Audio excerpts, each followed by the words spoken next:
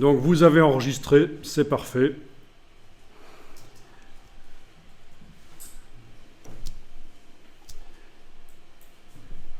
Alors, une fois que vous avez mis les couleurs, il est possible encore de les modifier. Voyons un peu ça. Avec la flèche noire, cliquez à côté de tout, rien n'est sélectionné. La couleur que vous avez créée tout à l'heure, est-ce qu'elle a ce petit triangle à côté d'elle? En dessous, oui. Vous savez à quoi ça correspond, le triangle blanc qui est là? Vous avez tous le triangle blanc? Bon, donc vous avez bien cliqué avec la flèche noire à côté de tout, rien n'est sélectionné sur le plan de travail. Vous allez double-cliquer sur la couleur dans le nuancier. Alors, vous avez ceci qui est coché, global. Et ça, est-ce que vous savez ce que c'est? C'est super intéressant. Ça veut dire que quand vous mettez sur des objets une couleur qui vient du nuancier, il y a un lien entre la couleur du nuancier et les objets. Et on peut modifier la couleur des objets simplement en double-cliquant sur la couleur en la modifiant, sans devoir sélectionner les objets dans le document.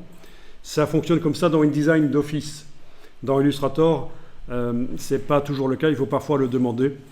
Et donc là, ça devrait fonctionner avec la case aperçue si on modifie la couleur. Avec la case aperçue cochée là, vous devriez voir en temps réel derrière que ça se modifie. Voilà. Alors je vais vous demander de mettre une couleur de fond un peu claire parce qu'on va mettre une ombre et j'aimerais que l'ombre soit bien visible. Donc n'hésitez pas à modifier votre couleur pour qu'elle soit un peu plus claire.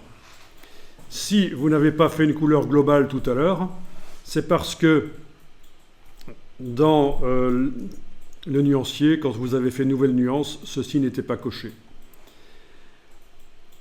Et donc pour modifier la couleur de l'objet, vous n'avez pas d'autre choix que de prendre la flèche blanche plus et sélectionner l'objet dans ce cas-là. Et modifier sa couleur de fond. Et faire une nouvelle nuance éventuellement avec global enclenché. D'accord? Donc très pratique ces couleurs globales, on y reviendra. Et c'est pour ça que vous pouvez faire des illustrations qui au départ n'ont pas les bonnes couleurs et très facilement faire plein de tests des variantes et choisir la meilleure.